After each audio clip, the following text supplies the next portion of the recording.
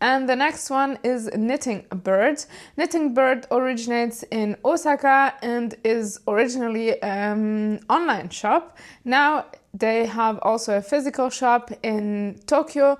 They also make their own yarns with industrial yarns, which they rewind. So you'll find there a whole huge variety of yarns that are one of a kind. Many of them are also on cones. And most of the yarns are natural fibers. You'll find so many different colors. I mean, it's really fun to just look at all the colors and different types of yarns in the shop Knitting Bird.